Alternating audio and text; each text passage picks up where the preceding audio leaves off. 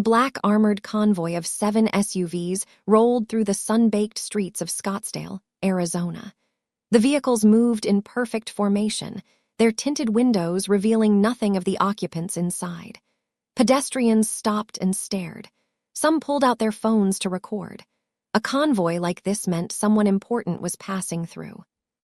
Inside the middle vehicle sat a man named Dongju Park. His tailored navy suit fit him like a second skin. His dark hair was swept back from a face that had been hardened by years of difficult decisions. His hands rested on his knees, perfectly still. But inside, those hands wanted to shake. In exactly 12 minutes, Dongju would walk into a struggling breakfast diner. He would come face to face with the only woman he had ever loved. The woman who saved his life when he was nothing but a starving teenager with no family and no future. The woman he made a promise to 15 years ago. The woman who had no idea he was still alive. Dongju closed his eyes and let his mind drift back to where it all began. 15 years ago, Dongju was not powerful. He was not rich.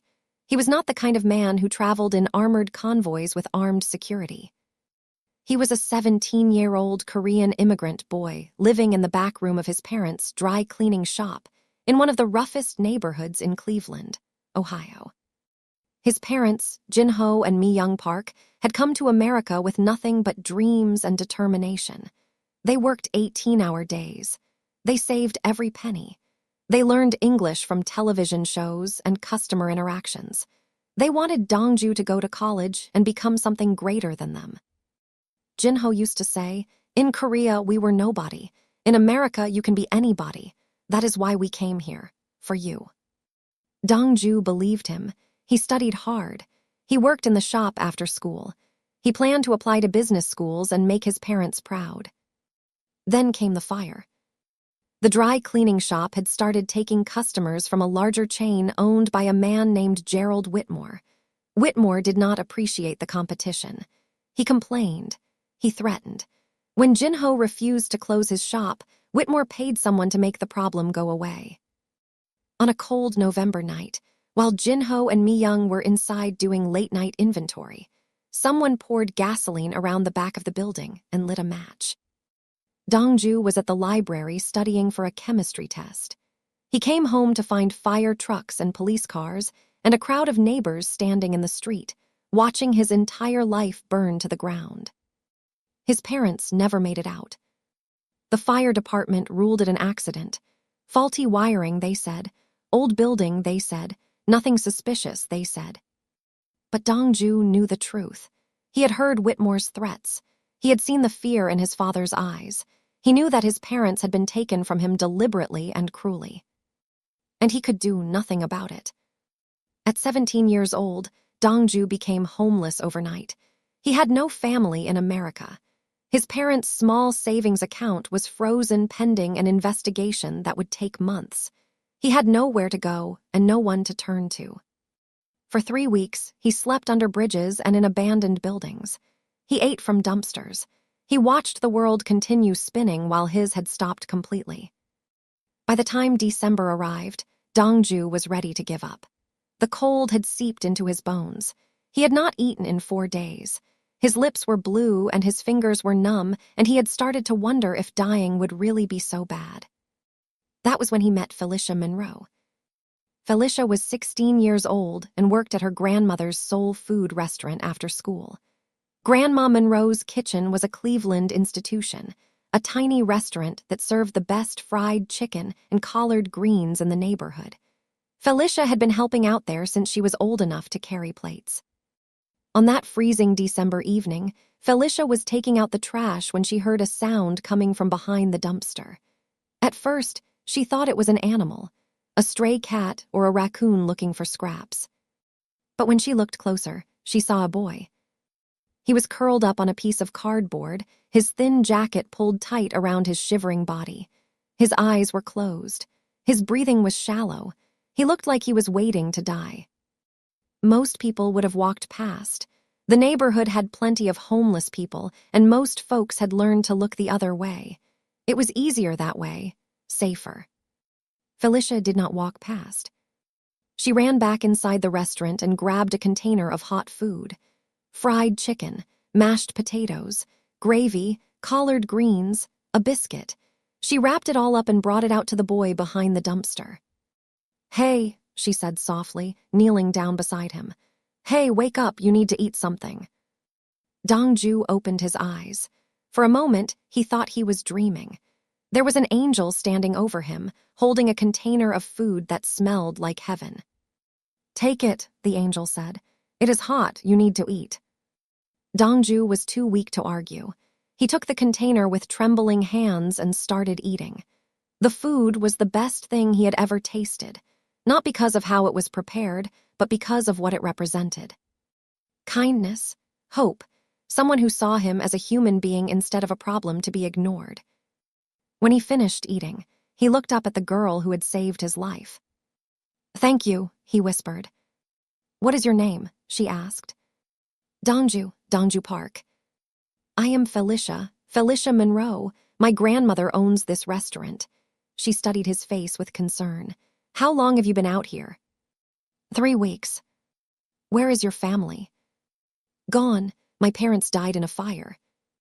Felicia's expression softened with genuine sorrow. "I am so sorry." She stood up and looked around, thinking. "Listen, I cannot take you inside. My grandmother would not allow it. But I can bring you food every night after we close. And there is a shelter on the other side of downtown that might have beds available." "The shelters are full," Dongju said quietly. "I have tried." Felicia bit her lip. "Then I will figure something out, but you cannot stay out here. You will freeze to death." Over the next 6 months, Felicia Monroe became Dongju Park's lifeline. She brought him a plate of hot food every single night. Rain or shine, sleet or snow, she never missed a single evening. She used her own tip money to buy him a coat, a real winter coat with insulation and a hood.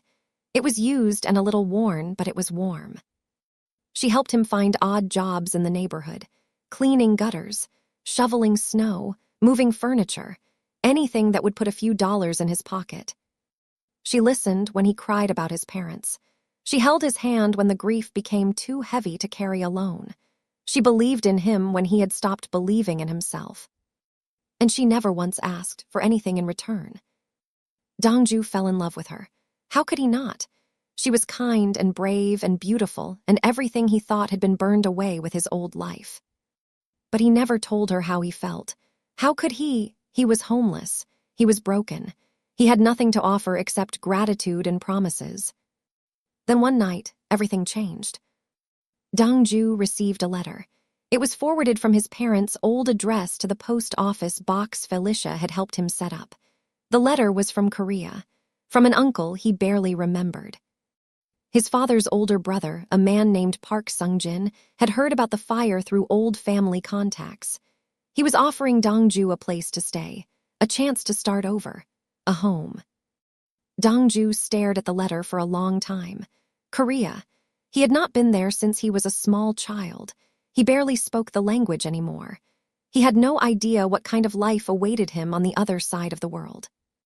But he also knew he could not stay in Cleveland. There was nothing left for him here except painful memories and a girl he could never deserve. On his last night in America, Dongju sat with Felicia behind the dumpster where she had found him. The same spot where his life had been saved by a container of fried chicken and a 16-year-old girl with a kind heart. He held her hands and looked into her eyes. "I am going to find my uncle in Korea," he told her. "He is the only family I have left, but I will come back for you, Felicia, I promise you. When I become someone who deserves you, I will come back, and I will marry you." Felicia laughed and cried at the same time. Tears streamed down her cheeks, catching the light from the street lamps. "You are crazy," she said. "I am serious." Dongju squeezed her hands tighter. "Wait for me." "How long?" "As long as it takes. I will become someone worthy of you. I will build a life that I can offer you without shame. And then I will come back and I will keep my promise." Felicia looked at him for a long moment. Then she leaned forward and kissed him. It was their first kiss, soft and sad and full of all the words they did not know how to say. "I will wait," she whispered against his lips. Dongju left Cleveland that night. He hitchhiked to New York. He used the last of his money to buy a one-way ticket to Seoul. He landed in a country he did not remember, carrying nothing but a backpack and a promise. For 15 years, Felicia heard nothing. She wrote letters to the address Dongju gave her, but they were all returned unopened. She tried to find information about Park Sung-jin, but the name was too common and her resources were too limited. She hired a private investigator once, but the trail went cold in Seoul. Eventually, Felicia came to a painful conclusion. Dongju was dead. It was the only explanation that made sense. He would never have abandoned her. He would never have broken his promise without a reason. Something must have happened to him in Korea, something terrible and final. She grieved for him. She lit candles on the anniversary of their last night together. She kept his memory alive in her heart, even as she forced herself to move forward with her life. By the time she turned 24, Felicia had convinced herself that it was time to let go. And that was when Craig Hendricks walked into her grandmother's restaurant and changed everything. What Felicia never knew was that Dongju had not died in Korea. He had transformed. His uncle, Park Sung-jin, was not just any man.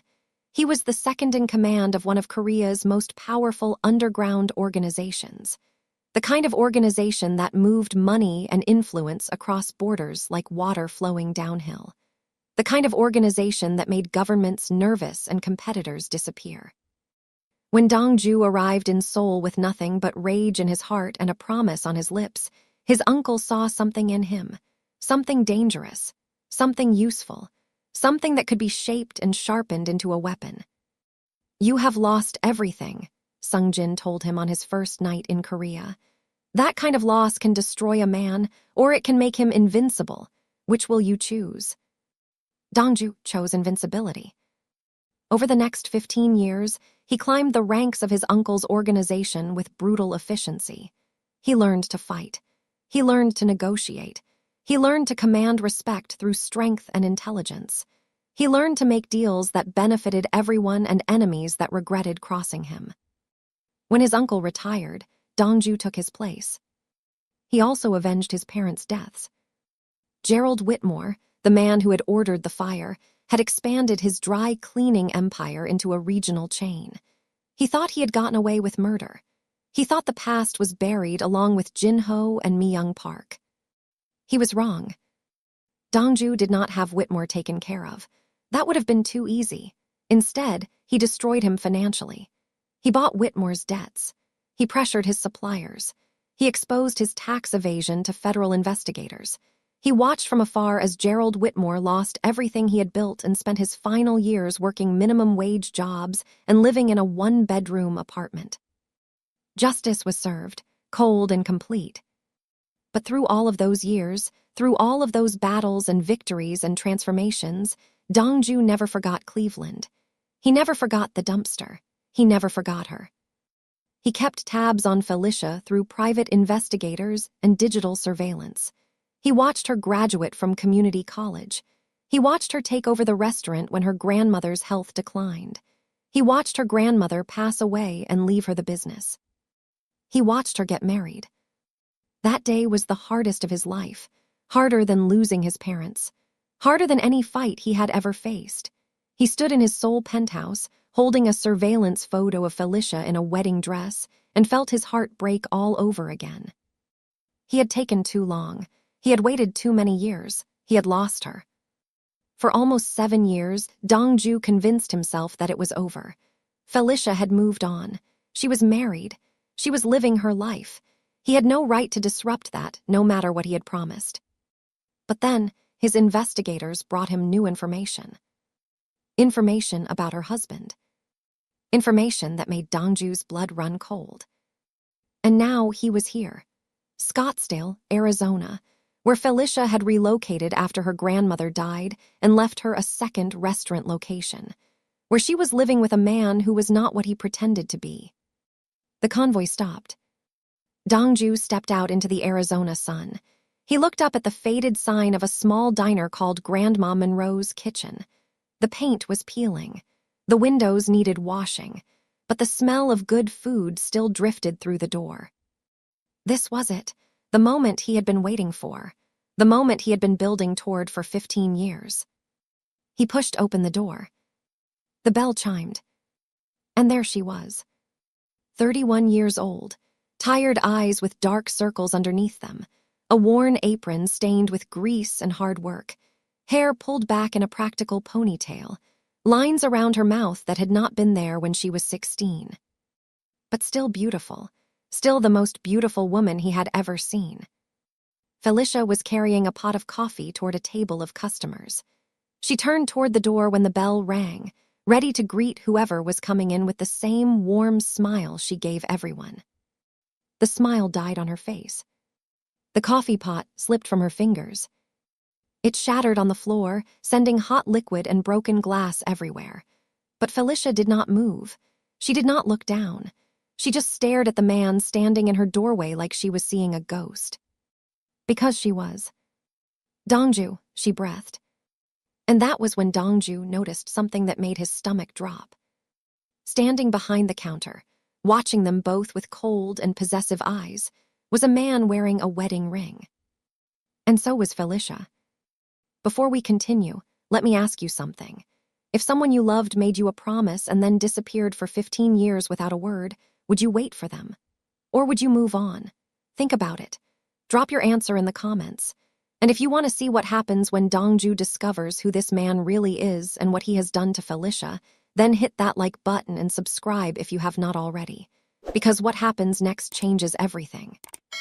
For exactly 7 seconds, nobody in Grandma Monroe's kitchen moved or spoke. The customers at the 2 occupied tables stared at the broken coffee pot and the woman standing frozen in the middle of the floor. The man behind the counter narrowed his eyes at the stranger in the expensive suit, and Felicia just kept staring at a face she had convinced herself she would never see again. "Dongju," she repeated louder this time. The name landed like a bomb in the quiet diner. The man behind the counter stepped forward. His name was Craig Hendricks. He was 38 years old, with sandy brown hair and the kind of good looks that photographers loved and accountants trusted. He had been married to Felicia for 6 years. And he recognized the name Dongju because Felicia used to whisper it in her sleep during the first 3 years of their marriage. Craig had hated that name before he ever knew it belonged to a real person. He had always known there was someone in his wife's past that she had never fully let go of. Someone who haunted her dreams and made her look sad when she thought no one was watching. Now that someone was standing in his diner. And something about the way this man carried himself, the way his suit fit him, the way his eyes took in the room like he was cataloging threats, told Craig that this was not just some old friend stopping by to say hello. This was a problem. Dongju ignored Craig completely. His eyes stayed locked on Felicia as he stepped further into the restaurant. "You moved from Cleveland," he said. His voice was deeper than she remembered, more confident. "My grandmother died." Felicia's voice cracked slightly. "She left me this place. I could not afford to keep the Cleveland location open too. I went at Cleveland first, 3 weeks ago. The building is a cell phone store now." He came looking for her. After 15 years of silence, he actually came looking for her. Felicia felt something hot and complicated rising in her chest. It was part relief and part anger and part grief and part joy, and she did not know which emotion to feel first. 15 years, no letter, no phone call, nothing. She thought he was dead. She grieved him. She finally forced herself to move on, and now he was standing in front of her like no time had passed at all. "You need to leave." Craig stepped out from behind the counter, positioning himself between Dongju and Felicia. Dongju finally looked at Craig, and Craig immediately wished he had stayed behind that counter. Because the way this man looked at him was the way a lion might look at something small and annoying that was blocking its path. "Who are you?" Dongju asked. His voice was calm, almost bored. "I am her husband." The word husband hung in the air like smoke after a fire. Dongju's expression did not change. His posture did not shift, but something moved behind his eyes, something dark and patient and deeply unhappy. "I see," Dongju said. He turned back to Felicia. "Is this what you wanted?" Felicia's hands were trembling. She looked down at them and saw that she was still holding the handle of the shattered coffee pot. She set it carefully on the nearest table. "You left me." Her voice was stronger now, fueled by years of suppressed anger. "You disappeared. You never even tried to contact me. What was I supposed to do? Wait forever?" "Yes." The answer was so simple, so absolute, that Felicia did not know what to say. Craig stepped forward again, his chest puffed out in what he probably thought was an intimidating display. "Listen, buddy, I do not know who you think you are, but she is my wife. This is my diner, and you need to leave before I call the police." Dongju looked at Craig for a long moment. Then he reached into his jacket pocket.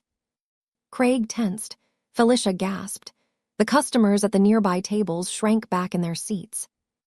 But what Dongju pulled out was not a weapon. It was a small velvet box, black and worn at the edges, like it had been handled thousands of times over many years. He set it on the counter with a soft click. "This is the ring I was supposed to give you 15 years ago," he said to Felicia. "I have carried it every single day since I left Cleveland. I bought it with the first money I ever earned doing honest work. It was going to be my promise made solid."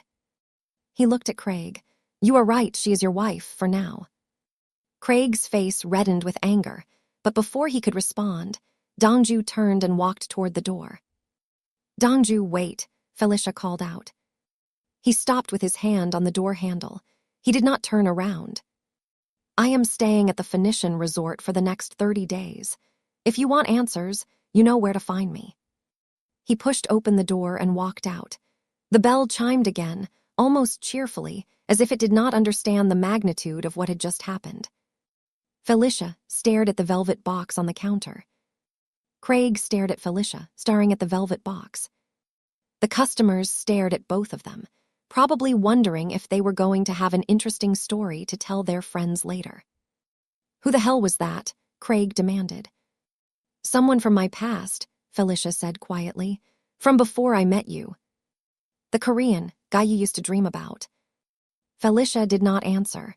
She could not answer, because the truth was too complicated and too painful to explain in the middle of a diner full of curious customers.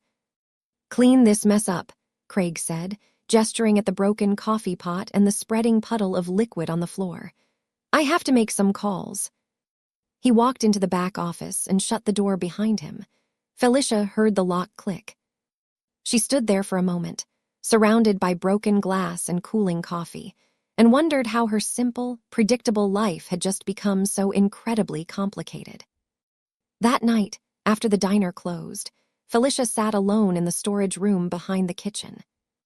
The velvet box sat on her lap. She had not opened it yet. She was almost afraid to. Finally, she lifted the lid. Inside was a ring, simple gold band, tiny diamond. The kind of ring a poor teenage boy might have saved for months to buy with money earned from odd jobs and manual labor. It was the most beautiful ring she had ever seen.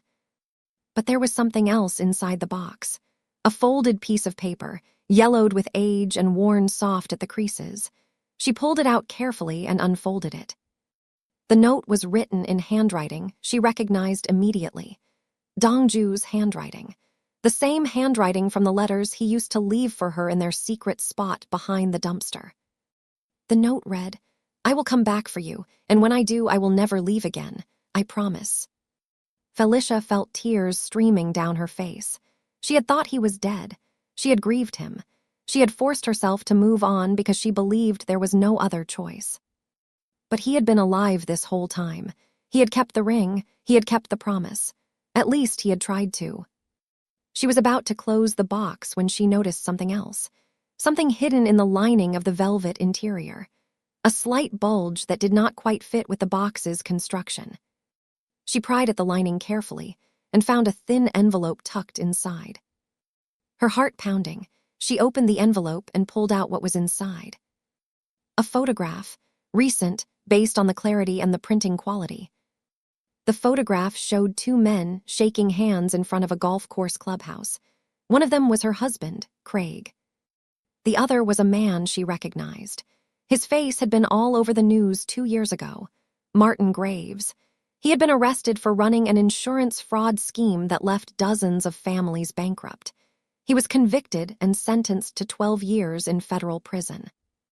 In the photograph, Craig was smiling at Martin like they were old friends, like they had known each other for years, like they trusted each other completely.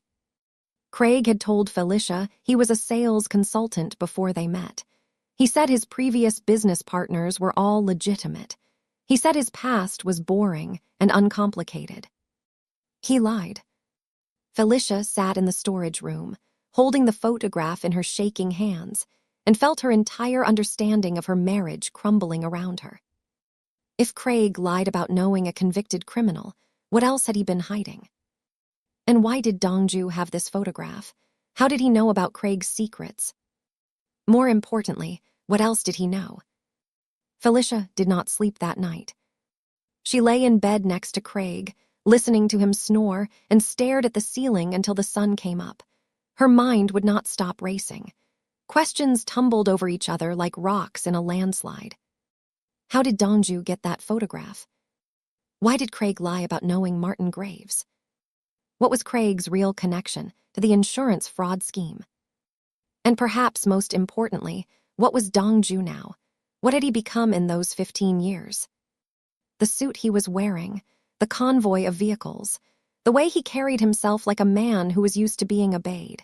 None of that matched the hungry, broken teenager she had fed behind the dumpster. He had said he would become someone who deserved her. It looked like he had become something else entirely. The next morning, Felicia told Craig she needed to run errands in Paradise Valley. He barely looked up from his phone, just grunted in acknowledgement and waved her toward the door. She noticed how he angled the screen away from her. She noticed how he waited until she was almost out of the house before he started typing. She had noticed these things for years. She just never questioned them before. Now she questioned everything. The Phoenician Resort was one of the most expensive properties in the Scottsdale area. It sprawled across the base of Camelback Mountain like a palace designed by someone who had unlimited money and exquisite taste. The lobby alone made Felicia feel painfully out of place. Marble floors, crystal chandeliers, fresh flowers everywhere, staff members in crisp uniforms moving silently and efficiently, guests who probably spent more on a single night here than Felicia made in a month. She stood just inside the entrance, wearing her nicest jeans and a blouse she had owned for 3 years, and wondered what the hell she was doing here. Then she saw Dongju. He was waiting for her near a fountain in the center of the lobby. He was wearing a simple black shirt and gray pants. No suit this time, no obvious display of wealth. He looked almost normal, almost like the boy she used to know. "You came," he said as she approached. "I need answers." "I know."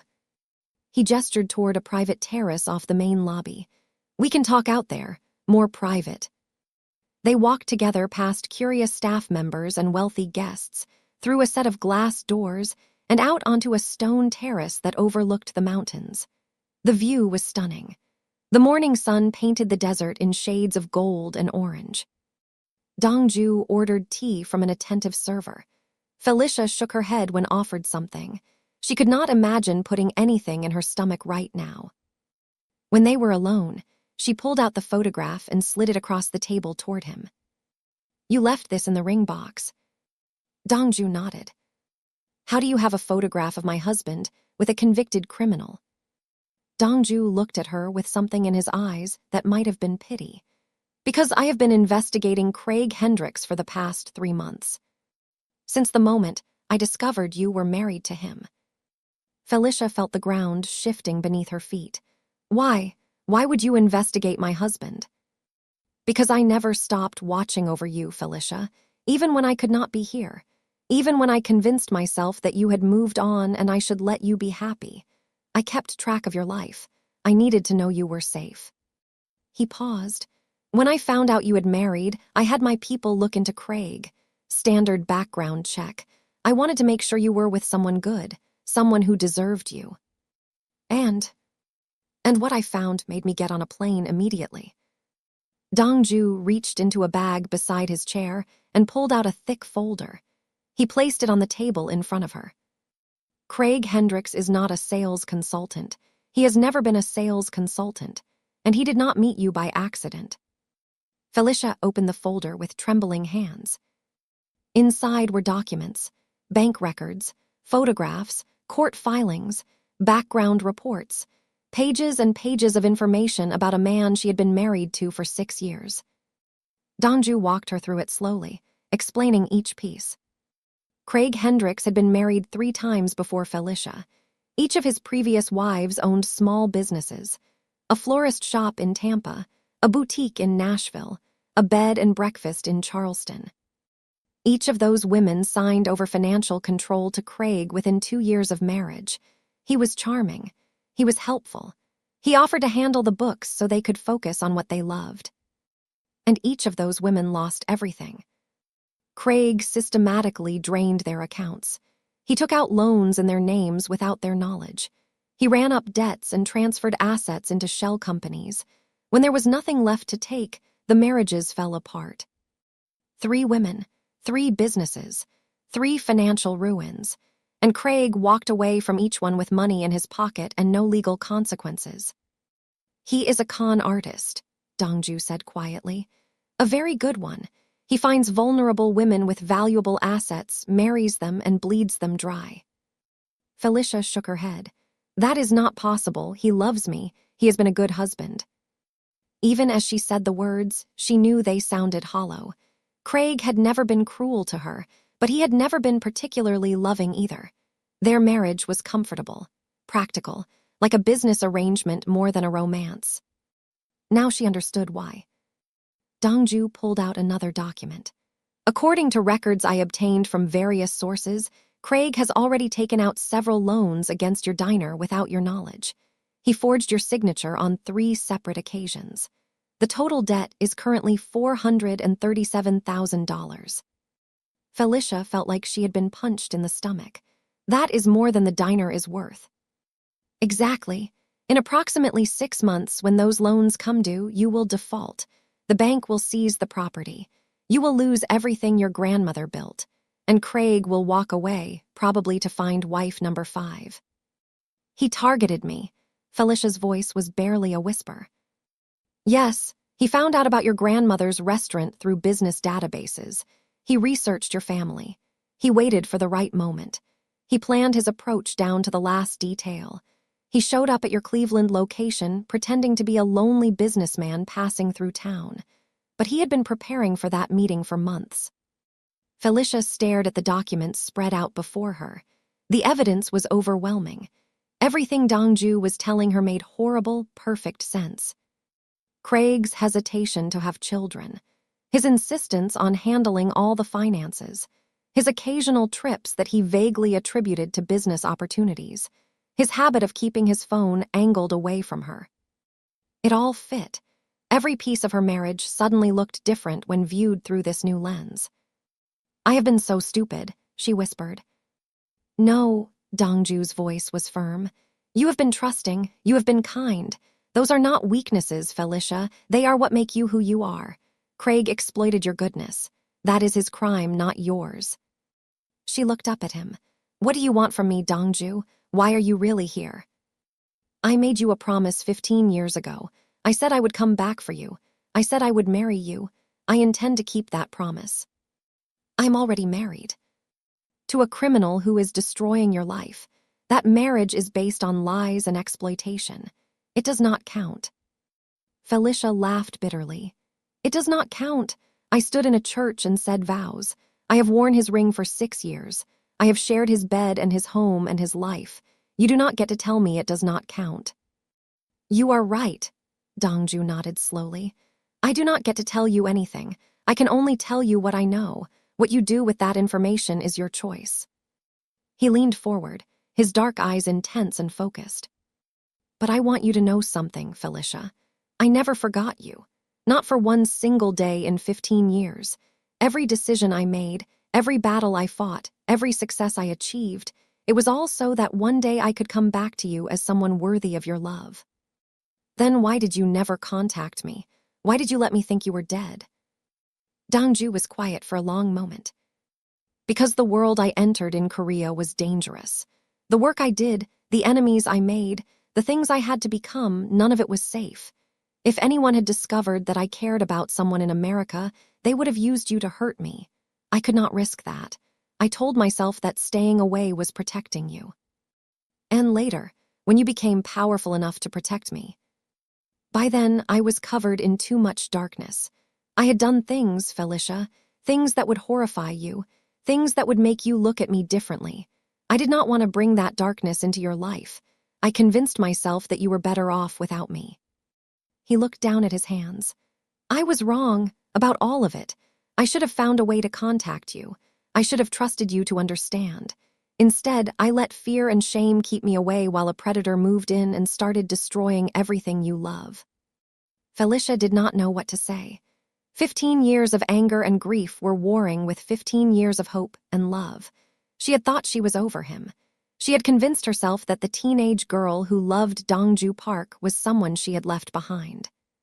But sitting here, looking at him, listening to his explanations and his regrets, she realized that girl was still inside her. That girl had never stopped loving him. That girl had just learned to lock those feelings away in a box and pretend they did not exist. I need time, she said finally, to process all of this, to figure out what to do. Of course. Dongju reached into the folder and pulled out a card. This is my private number. Call me when you are ready, day or night. I will be here for the next 30 days. After that, I have business in Seoul that cannot wait, but I can extend my stay if you need more time. Felicia took the card. What am I supposed to do about Craig? I cannot just go home and pretend everything is normal. Actually, that is exactly what I need you to do, at least for now. Why? Because we do not have enough evidence yet. I know about the fraud and the forged signatures, but proving it in court requires documentation that Craig has likely hidden or destroyed. We need to gather more evidence before we make a move. He paused. There is also something else, something I have not told you yet. Felicia felt her blood go cold. What could possibly be worse than what you have already told me? Craig's business partner in the photograph, Martin Graves, the man who went to prison for insurance fraud. What about him? He was released from prison 4 months ago, early release for good behavior. He had been living in a halfway house in Phoenix, trying to rebuild his life. Dongju met her eyes directly. Last week, Martin Graves was found dead in his apartment.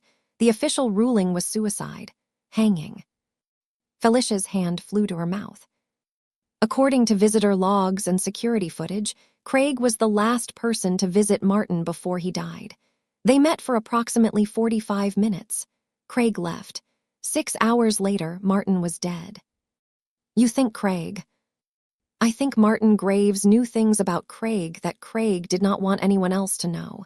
I think Martin might have threatened to talk, maybe tried to blackmail Craig for money. And I think Craig decided that dead men tell no tales. Felicia stood up so fast her chair fell backward with a clatter. I need to go home. I need to confront him. Dongju grabbed her wrist gently but firmly. No, not yet. Why not? Because if you confront Craig before we have all the evidence, he will destroy it. He will transfer assets, delete files, cover his tracks. We will lose any chance of bringing him to justice. And if I stay with him, pretending everything is normal, while knowing he might be a murderer, I will have people watching you, around the clock. If Craig makes any threatening moves, they will intervene immediately. You will be protected. Felicia looked down at his hand on her wrist. His grip was warm and strong. How did you become this, Dongju? How did you go from the boy I fed behind the dumpster to whatever this is? That is a long story. I have time. Dongju released her wrist and gestured for her to sit back down. He ordered more tea, and then he told her everything. He told her about his uncle in Seoul and the criminal empire he inherited. He told her about the blood on his hands and the enemies he had made. He told her about the power he had accumulated and the price he had paid for it. He did not hide anything. He did not make excuses. I am not a good man, Felicia. Not anymore. Maybe not ever. But everything I have become, everything I have built, it was all working toward one goal: coming back to you. Felicia listened to his story and felt her understanding of the world shifting and reforming. The boy she had loved was gone. In his place was a man who commanded criminal empires and spoke casually about enemies and power. But somewhere in that man, behind the expensive clothes and the dangerous confidence, she could still see the hungry teenager who had promised to marry her. I need to think, she said finally, about all of this, about what to do next. I understand. Dongju stood as she gathered her things. Be careful around Craig. Do not let him know anything has changed. And call me if anything feels wrong. Felicia nodded and walked toward the door of the terrace. She paused before leaving. Dongju. Yes. The ring. It is beautiful. Thank you for keeping it all these years. She saw something flicker in his eyes. Hope, maybe, or longing. Thank you for being worth keeping it for. For 3 days, Felicia played the role of dutiful wife. She cooked breakfast for Craig. She ran the diner with a smile on her face. She lay next to him at night and pretended to sleep while her mind raced with plans and fears. It was the hardest acting job of her life. Every time Craig smiled at her, she thought about the 3 women whose lives he had destroyed before her. Every time he kissed her cheek on his way out the door, she thought about Martin Graves hanging from a rope in his apartment. Every time she looked in the mirror, she wondered how she had been so blind. On the 4th night, Dongju's team intercepted a phone call. Craig was talking to someone on a burner phone, discussing financial transfers and deadline extensions. He mentioned the diner by name. He mentioned the loans. He mentioned that everything was proceeding according to plan. He also mentioned that he was getting suspicious about his wife's recent behavior. She has been distracted, Craig said on the call. Looking at me funny, I think she might have found something. Handle it, the voice on the other end replied. I always do. Felicia was at the Phoenician when Yi-Won played her the recording. She listened to her husband discussing her like she was a problem to be managed and felt something cold and hard settle in her chest. We need to move faster, she said. He is going to figure it out. We need more evidence, Dongju replied. The financial fraud is documented, but the connection to Martin Graves is still circumstantial. Without solid proof that Craig was involved in his death, the best we can hope for is a few years in prison for fraud. He will be out before you know it. Then how do we get proof? Yi-Won stepped forward. We have assets inside the Phoenix Police Department. They can get us access to the Graves investigation files. If there is evidence linking Craig to the death, it will be in there. How long? 24 hours, maybe less. Felicia nodded.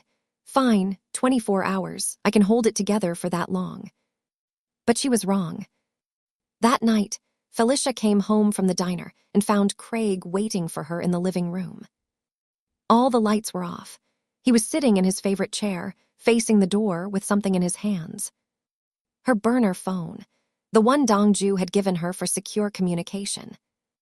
Want to tell me who Dongju is? Craig asked. His voice was calm, too calm, the voice of a man who had been rehearsing this conversation in his head. Felicia's heart pounded against her ribs. She thought about running.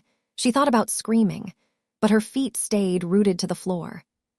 He is an old friend, she managed. An old friend who texts you 20 times a day. An old friend you meet at expensive resorts. An old friend whose name you used to whisper in your sleep for the first 3 years of our marriage. Craig stood up slowly. He walked toward her, each step measured and deliberate. I am not stupid, Felicia. I know something is going on. I know you have been sneaking around. And I know you found something you should not have found. He stopped directly in front of her, close enough that she could smell his cologne, the same cologne she used to love. The question is, what are you going to do about it? Felicia looked at her husband, really looked at him. 6 years of marriage, and she was only now seeing him clearly. The charm that had attracted her was nothing but a mask. The kindness was calculation. The love was a transaction. She had been sleeping next to a monster and calling it comfort. Something inside her shifted. Fear gave way to anger. Uncertainty gave way to resolve. "I am going to destroy you," she said quietly. Craig laughed, but there was no humor in it, just cold amusement. "Baby, you have no idea who you are dealing with." He leaned in even closer, his breath warm on her face. "I have ruined women far smarter than you, and I have gotten away with it every single time. You think some old boyfriend from your past is going to save you. You think that little Korean man has any power in this country." He grabbed her chin, hard. His fingers dug into her jaw with bruising force. "You are mine, Felicia. Your diner is mine. Your grandmother's legacy is mine. And there is nothing you or your little friend can do about it." He released her and walked toward the door. "I am going out. When I get back, you better have that burner phone and whatever else you have been hiding laid out on the kitchen table. Or things are going to get very, very difficult for you." The door slammed shut behind him. Felicia stood in the darkened living room, her chin throbbing, her hands shaking, and her mind racing. She grabbed her real phone and called Dongju. "He knows," she whispered. "He found the burner. He knows something is happening. We need to move now." "Where is he?" "He left, said he would be back later." "Stay on the line. I am sending Yiwon to get you. Do not open the door for anyone except him." "Okay." But before Dongju could say anything else, Felicia heard a sound that made her blood freeze. The front door was opening again. Craig was back. And he was not alone. 2 men stepped through the door behind him. They were large, dressed in dark clothing, with the kind of flat expressions that suggested violence was not something they thought twice about. Craig smiled at Felicia, that charming smile she had once found so attractive. "Change of plans, baby. We are going for a drive." They blindfolded Felicia and shoved her into the back of an SUV before she could scream. One of the men zip-tied her hands behind her back. The other took her phone and dropped it on the driveway, crushing it under his heel. The drive seemed to last forever. Felicia tried to track the turns and listen for landmarks, but after 30 minutes she was completely disoriented. They could be anywhere. When the blindfold finally came off, she was in a warehouse. The space was large and mostly empty. Concrete floors, metal walls, industrial lighting that flickered occasionally. No windows that she could see, one door. Craig was sitting in a folding chair about 10 feet away, looking annoyingly relaxed. He had a glass of whiskey in his hand and a patient expression on his face. "Comfortable?" he asked. Felicia said nothing. She was sitting in another folding chair, her hands still tied behind her. Her chin throbbed from where Craig had grabbed her. Her wrists were starting to go numb. "Here is what is going to happen," Craig said conversationally. "Tomorrow morning, you are going to go to your bank. You are going to sign over full control of the diner to me. You are going to tell them it is for estate planning purposes, that you want your loving husband to be able to manage things if anything happens to you. And then you are going to disappear. I have a contact who specializes in helping people start over. New identity, new city, new life. You will never see anyone from your old life again, but you will be alive, which is more than my last business partner got." Felicia thought about Martin Graves swinging from a rope. She thought about how easily Craig spoke about death. "What if I refuse?" Craig shrugged. "Then my associates here will make sure you never refuse anything again, and I will forge your signature anyway. It is not hard. I have been doing it for years."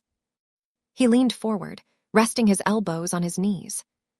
"So what is it going to be, baby? New life or no life?"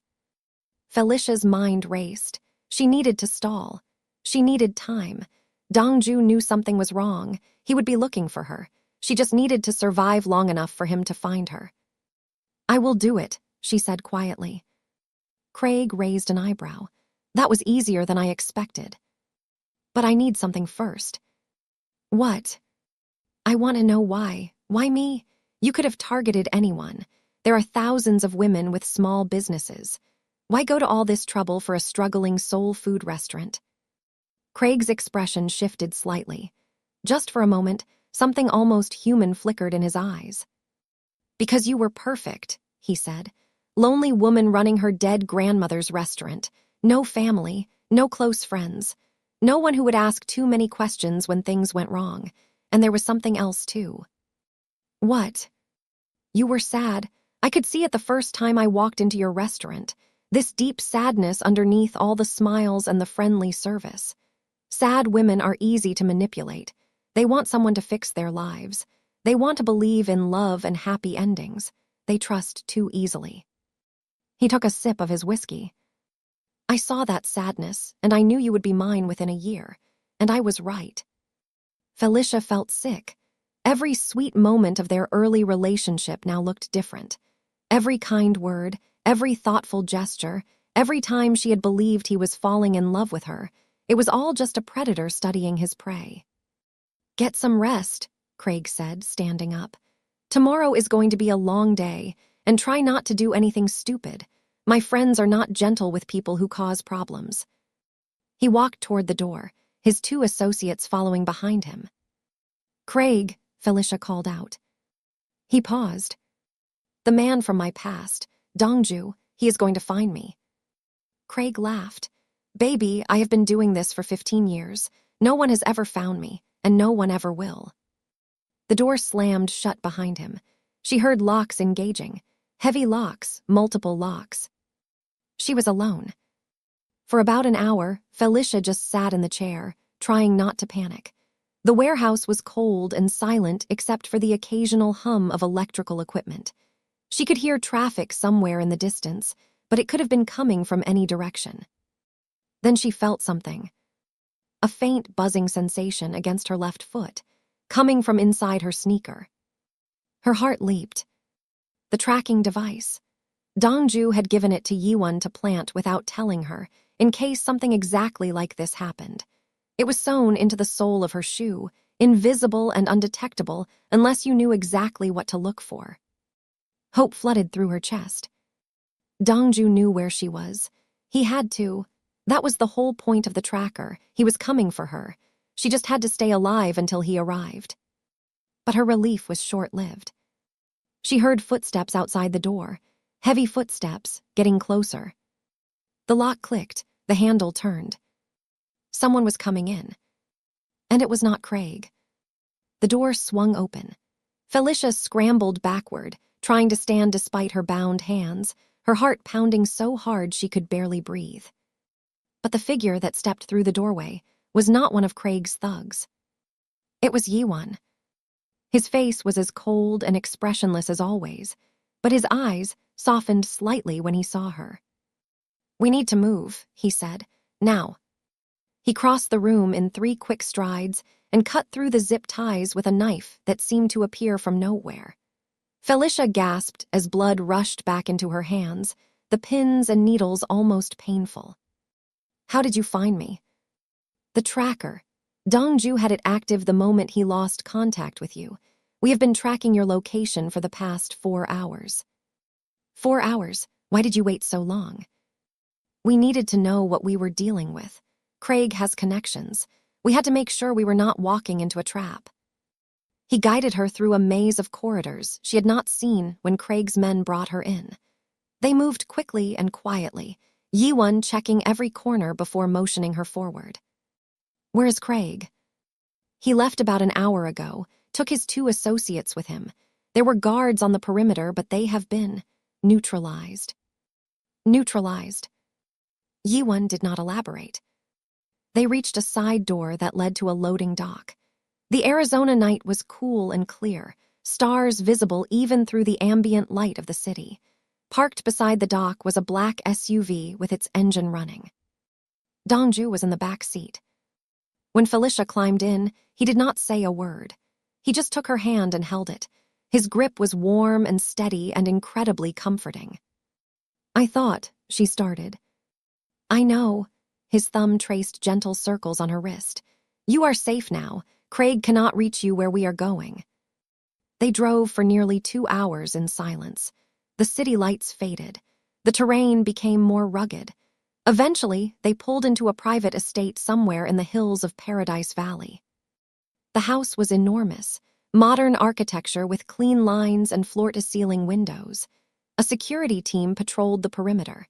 State-of-the-art cameras covered every angle. "You will stay here," Dongju said as they entered. "This property belongs to a friend, completely off the books. No connection to me or my organization. Even if Craig had resources, which he does not, he would never find this place." Felicia looked around at the expensive furniture, and the stunning views, and the armed men walking past the windows. "What happens now?" "Now you rest, you recover, and tomorrow we plan our next move." The next 3 days were strange and surreal. Felicia slept in a bed that probably cost more than her car. She ate food prepared by a private chef. She watched the sun set over the desert mountains from a terrace that felt like something out of a magazine. And slowly, she started to process everything that had happened. Her husband was a con artist and probably a murderer. The boy who had promised to marry her was now a crime lord. Her entire life had been built on lies she did not even know existed. It was a lot to take in. On the 4th day, Dongju showed her what his team had been working on. They had evidence, real, documented, legally admissible evidence. Bank records showing the forged signatures on her loan documents, financial trails connecting Craig to shell companies and offshore accounts, phone records proving his regular contact with known criminals. And perhaps most importantly, security footage from Martin Graves' apartment building on the day he died. The footage showed Craig arriving at the building at 2:47 p.m. It showed him leaving at 3:32 p.m. It showed no one else entering or leaving Martin's floor for the next 6 hours. It did not prove murder, but it destroyed Craig's alibi. And combined with everything else they had gathered, it was enough to launch a serious investigation. "We cannot go to the FBI directly," Dongju explained. "Craig has a contact inside the Phoenix field office, someone who has been helping him avoid prosecution for years. If we bring this evidence through normal channels, it will disappear." "So what do? We go around them. My contacts have identified the corrupt agent. We leak his involvement to his supervisors through anonymous channels. Once he is removed, we bring everything forward to someone we can trust." Felicia studied the documents spread out on the table. Her entire marriage, reduced to evidence in a criminal case. "How long?" "A week, maybe less." "And Craig?" Dongju's expression hardened. "Craig will not hurt anyone else, I promise you that." On the 5th day, everything changed. Dongju's team intercepted another phone call. This one was between Craig and someone at a storage facility on the outskirts of Tucson. Craig was planning to run. He knew Felicia had escaped. He knew someone powerful was helping her, and he had no intention of sticking around to face consequences. But that was not the worst part.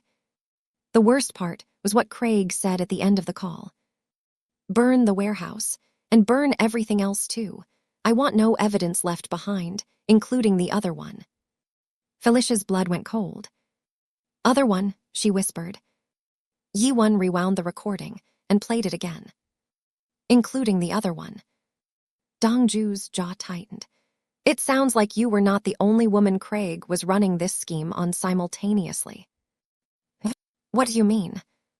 "We found evidence of 3 previous victims, but this suggests there might be someone current, someone else he targeted around the same time he targeted you, someone who might still be alive." Yi-Won was already on his phone, issuing rapid orders in Korean. "We are checking the storage facility now," he reported. "If there is someone there, we will find them." 2 hours later, they had a name. Danielle Torres, 34 years old, former owner of a successful event planning business in Denver. She married Craig Hendricks 18 months ago in a quickie ceremony in Las Vegas. According to records, Danielle's business had been dissolved 6 months ago due to financial irregularities. She had been reported missing by her mother 3 months after that. Police had investigated briefly, but found no evidence of foul play.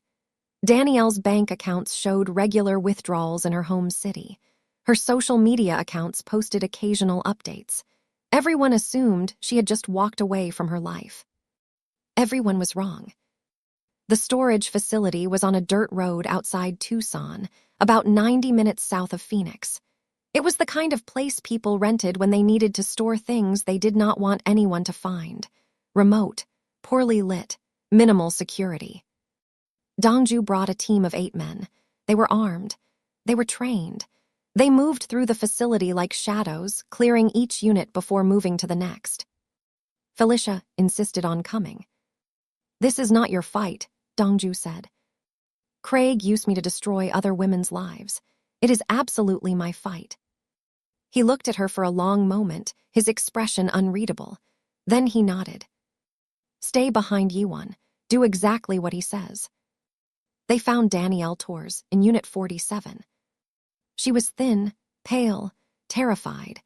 She had been held in the storage unit for nearly 4 months, surviving on bottled water and packaged food that Craig's associates delivered twice a week. The unit had been converted into a crude cell, a mattress on the floor, a bucket in the corner, a chain attached to a bolt in the concrete floor. When the door opened and Danielle saw faces that were not her captors, she started screaming. It took several minutes to calm her down, to convince her that they were there to help, to get her to stop fighting and let them cut the chain. When she finally understood that she was being rescued, she collapsed into Felicia's arms and sobbed. "You got out," Danielle whispered through her tears. "He always said no one ever got out." They brought Danielle back to the Paradise Valley estate. She was severely dehydrated and malnourished, but the private doctor Dongju summoned said she would recover physically. The psychological recovery would take much longer. Over the next 2 days, Danielle told them everything she knew. She had met Craig at a business conference in San Diego. He was charming and attentive and seemed genuinely interested in her work. Within 6 months, they were married. Within a year, she was broke. Craig had done to her exactly what he had done to his other victims. He took control of her finances. He isolated her from friends and family. He drained her accounts and destroyed her credit. But when Danielle discovered what was happening and threatened to go to the police, Craig did not just divorce her. He made her disappear. "He said he learned from his mistakes," Danielle explained, her voice hollow. "The other women went to authorities after their divorces. They caused problems for him, so he decided to remove me from the equation entirely." "How did he keep you hidden for so long?" Felicia asked. "He had someone managing my digital presence, posting on social media, making withdrawals from ATMs near my apartment, answering texts from my mother. Everyone thought I was just being distant and difficult. No one had any reason to investigate." Danielle looked at Felicia with haunted eyes. "He was going to kill me eventually, once the statute of limitations ran out on some of his financial crimes. He told me that. He said it like he was discussing the weather, just a practical matter to be handled when the timing was right." But Danielle had more than just her own story to share. During her captivity, she had been conscious during many of Craig's phone calls. He was careless around her, treating her like furniture rather than a person capable of gathering information. She had names, dates, locations. She knew about the FBI contact who protected Craig. She knew about the offshore accounts where he hid his stolen money. And she knew where Craig was planning to run when things got too hot. "San Diego," she said. "He has a condo there under a fake name, near the Gaslamp Quarter. He called it his bolt hole, the place he goes when everything falls apart." Dongju looked at Yiwon. Something passed between them without words. "We move tonight," Dongju said. "Tonight, but we still do not have. Craig is planning to run. If we wait, we lose him. And if we lose him, he will start over somewhere else with some other woman. This ends now." He turned to Felicia. "You should stay here. It is going to be dangerous. Felicia shook her head. I want to be there. I need to see his face when it all falls apart. I need him to know that I won. Dongju hesitated. Please, Felicia said quietly. I need this. He nodded slowly. Fine, but you stay in the vehicle until we have him secured. No arguments. The convoy left Paradise Valley at midnight. San Diego was approximately 6 hours away. And Craig Hendricks had no idea what was coming for him. The convoy rolled into San Diego just before dawn. The city was still quiet. A few early joggers along the waterfront, delivery trucks making their rounds, the lights of the gas lamp quarter dimming as night gave way to day. Dongju's team had been preparing for this operation for the entire drive. They had blueprints of Craig's building. They had identified all exits. They had surveillance on the condo confirming that Craig was inside. The building was a modern high-rise near the harbor, expensive but anonymous, the kind of place where wealthy people came to disappear for a while. Craig's condo was on the 16th floor. There were 2 possible exits, the main elevator and a fire stairwell. Both were covered. Felicia waited in the SUV, watching through tinted windows as Dongju's men moved into position. Her heart was pounding. Her palms were sweating. 6 years of marriage, 6 years of lies. It was all about to end. Yi-Won led the entry team. They reached the 16th floor using the service elevator, avoiding the building's main security systems with a combination of technical expertise and well-placed bribes. The condo door came off its hinges with a single coordinated kick. Craig was sitting on his couch in a bathrobe, drinking coffee and watching the morning news. He had a packed suitcase beside him. He was planning to leave within the hour. He never got the chance. When 6 armed men burst into his living room, Craig's coffee cup shattered on the floor. His face went pale. His mouth opened and closed like a fish out of water. Who the hell are you? He finally managed. Dongju stepped through the doorway behind his men. I am the man from her past, the one you said had no power in this country. Craig's expression cycled through several emotions in rapid succession. Confusion, recognition, fear. This is illegal, he stammered. Breaking and entering, assault, I have rights. You have nothing. Dongju's voice was cold and flat. You are a con artist, a thief, and almost certainly a murderer. You have spent 15 years destroying women's lives and walking away without consequences. That ends today. Yi-Won handed Dongju a phone. The FBI director's personal assistant is on line 1. They are very interested in speaking with you. Craig's hands shook as he took the phone. You cannot do this. I have a contact. I have protection. Your contact is in federal custody as of 3 hours ago. We leaked evidence of his corruption to his supervisors yesterday. He is currently in an interrogation room explaining how he helped you evade prosecution for over a decade. Dongju leaned in close. Your protection is gone, Craig. Your offshore accounts have been frozen. Your fake identities have been flagged. Every escape route you carefully planned has been closed. You have exactly one option left. What option? You confess everything, on the record. You testify against everyone involved in your operation, and you pray that the judge shows you mercy. Craig's face twisted with rage. And if I refuse? Dongju's expression did not change, but something shifted in his eyes, something ancient and patient and utterly merciless. Then I will handle this my way, and I promise you, Craig, my way is much, much worse. For a long moment, nobody moved. Then Craig's shoulders slumped. The fight went out of him all at once, like air escaping a balloon. He talked. For 3 hours, he talked. He confessed to the financial fraud, walking through each scheme in detail. He admitted to forging signatures and creating fake documents. He described how he identified and targeted vulnerable women. And when they pressed him about Martin Graves, his face went gray. It was supposed to be simple, he said quietly. Martin knew too much. He was threatening to talk. I just wanted to scare him, make him understand what would happen if he opened his mouth. What happened? He panicked, tried to fight back. Things got out of control. Craig stared at his hands. I did not mean to kill him, it just happened. It was not a full confession to murder, but it was enough. Enough to reopen the investigation. Enough to charge him as a suspect. Enough to ensure that Martin Graves' death would not be written off as a suicide. By noon, Craig Hendricks was in FBI custody. The charges were still being compiled, but the preliminary list included wire fraud, bank fraud, identity theft, forgery, false imprisonment, and conspiracy to commit murder. He would be in prison for the rest of his life. Felicia watched from the SUV as Craig was led out of the building in handcuffs. He was still wearing his bathrobe. His hair was disheveled. He looked small and pathetic and nothing like the charming man who had swept her off her feet 7 years ago. He saw her through the window. Their eyes met.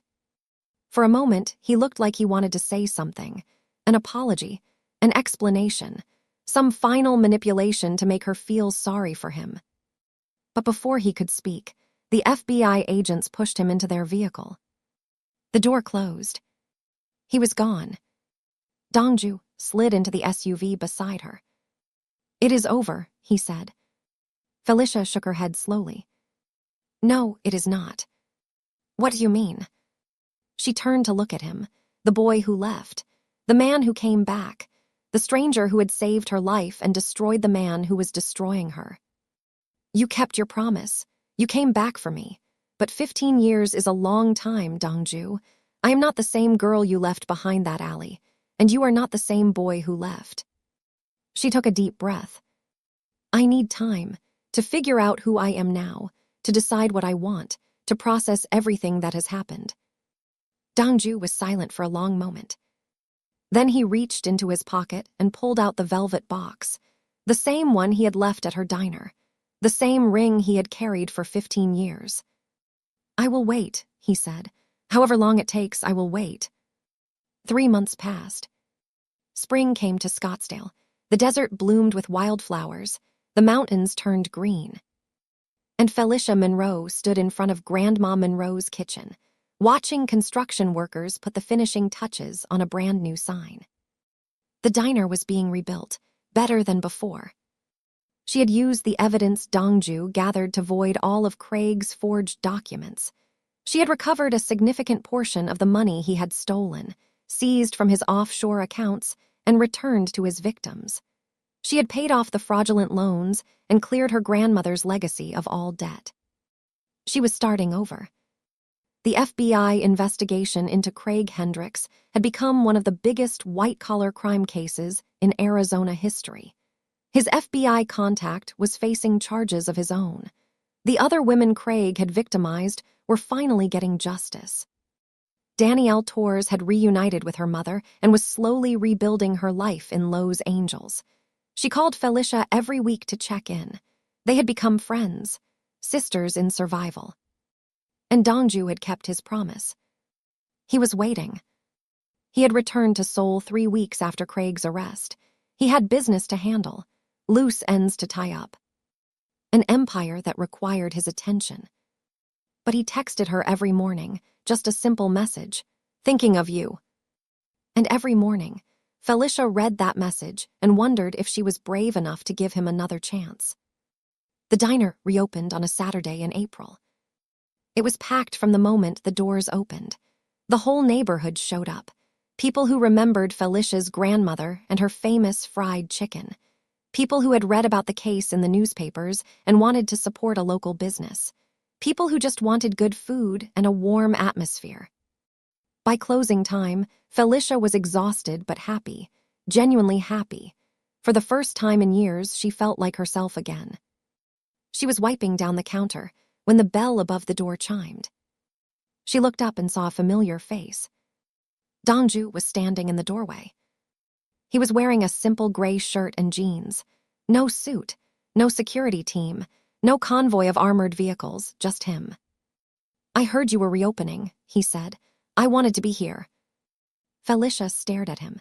"You flew from Seoul for my grand reopening." "I would fly around the world for you, Felicia. I thought you knew that by now." She felt tears forming in her eyes. She blinked them back. The kitchen is closed. I did not come for the food. They sat in the empty diner after everyone else had gone home. The same diner where everything began. The same diner where Dongju had walked back into her life and turned everything upside down. Outside, the Scottsdale night was quiet and still. Inside, the air was thick with everything they had not said to each other. I have been thinking, Felicia said slowly, her fingers tracing patterns on the worn countertop. About what? About us, about what we were, about what we could be, about whether it is too late for any of it. Dongju waited. He did not push. He did not try to fill the silence with promises or persuasion. He just sat there, patient and present, giving her the space to find her words. Felicia looked at him, the boy who had shivered behind the dumpster, the man who commanded empires, the stranger who had become familiar again over these past months of texts and phone calls and careful, cautious conversations. Is it too late, Dongju? After everything that has happened, after all these years, after everything you have become and everything I have been through. Dongju reached across the table and took her hand. His palm was warm and calloused and real.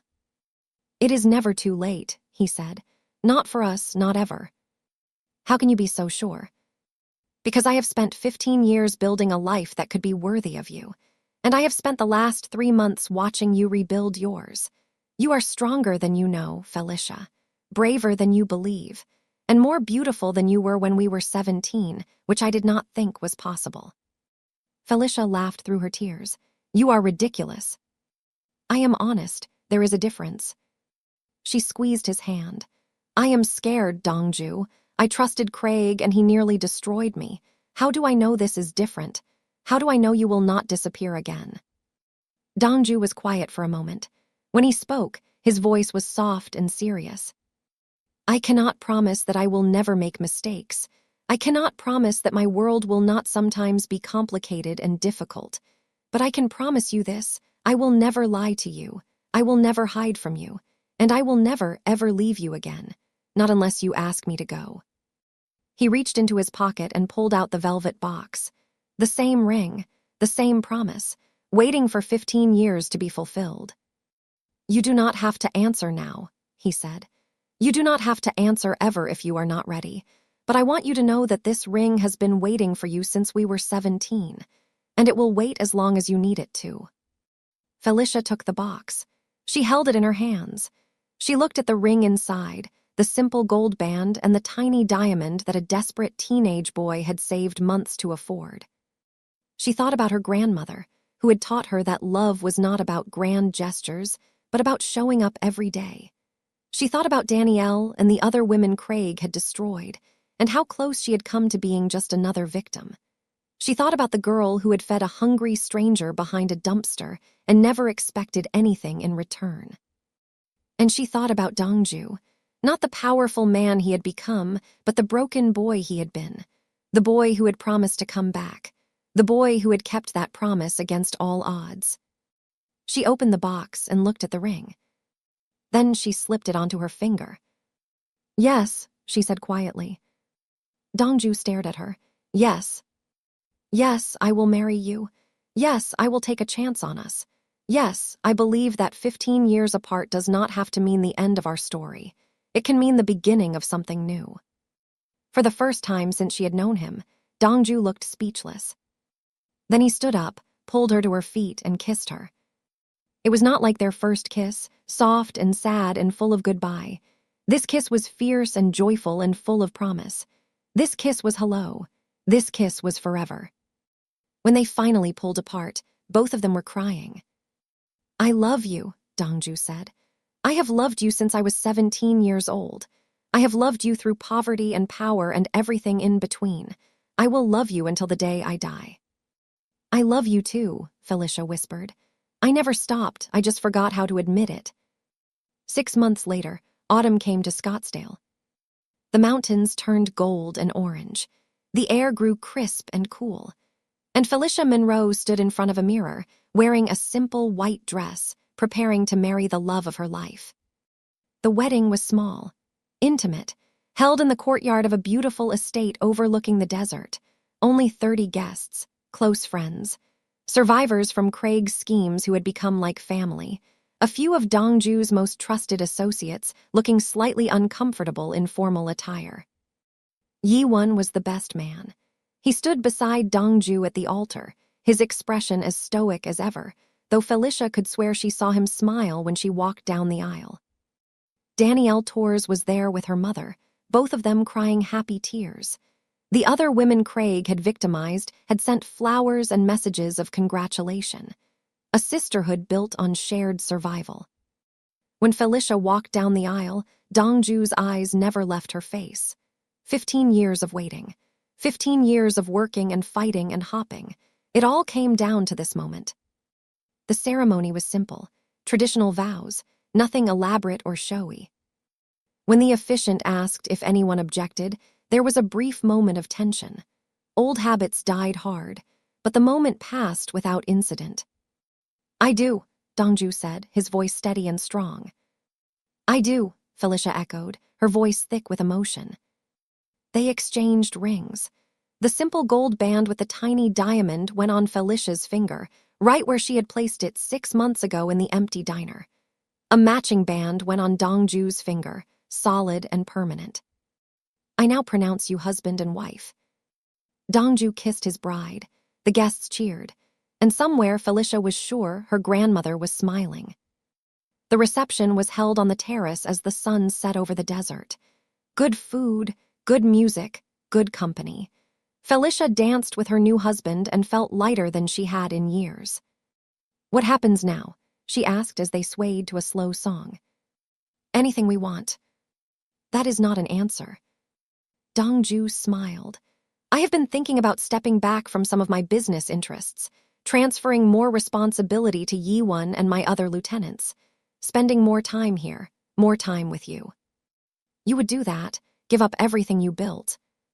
"I built it for you, Felicia, all of it. Every decision, every sacrifice, every long night and difficult choice. It was all so I could become someone worthy of standing beside you. Now that I have you, the rest is just details." Felicia rested her head on his shoulder. "I want to expand the diner, open more locations, bring my grandmother's recipes to more people. Then we will do that, together. And I want to help other women, women like Danielle, women who get trapped by men like Craig. There has to be something we can do." Dongju nodded slowly. "There is a lot we can do, resources, legal support, safe houses, whatever it takes." "Is that realistic?"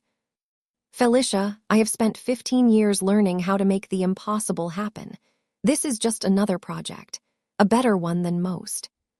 She looked up at him. "You really have changed, have you not?" "I have. You changed me. You changed me when we were 17, and you changed me again when you gave me a second chance. I will spend the rest of my life trying to deserve you."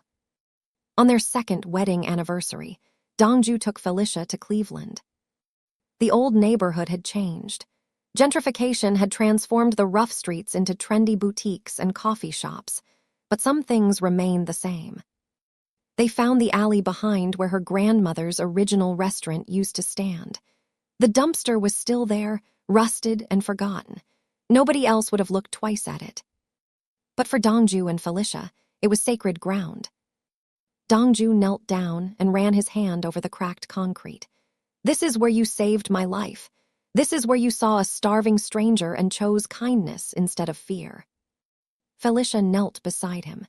"And this is where you promised to come back." He looked at her, his eyes wet. She had only seen him cry twice in all the years she had known him, when he talked about his parents, and now. "I kept my promise," he whispered. "You kept your promise," she agreed. She took his hand, the hand that had done difficult things in difficult circumstances, the hand that had also protected her, saved her, loved her unconditionally. "We made it, Dongju. We made it." They stood together in that dirty alley as the sun set over Cleveland. Two people who had found each other against all odds. Two people who had survived loss and betrayal and 15 years of separation. Two people who had refused to give up on a promise made behind a dumpster by a starving boy and a kind girl. The ring on Felicia's finger caught the fading light. Simple, beautiful, perfect. Just like the love story that made it possible. Grandma Monroe's kitchen expanded to 12 locations over the next 5 years. The Monroe Foundation, which Felicia and Dongju created together, helped over 200 women escape abusive and exploitative relationships. Craig Hendricks died in federal prison 4 years into his sentence. Heart attack. Nobody mourned him. Danielle Torres remarried a kind man who adored her. She sent Felicia a picture of her wedding day with a simple note. "Thank you for giving me my life back." And Dongju Park, the boy who lost everything and built an empire to keep a promise, finally found the peace he had been searching for his entire adult life. Not in power, not in wealth, not in the respect of dangerous men. In a small diner in Scottsdale, Arizona, in the arms of the woman who had saved him when he was nothing, in the simple, profound miracle of being loved and loving in return. Some promises take 15 years to keep. Some promises are worth every single day of waiting.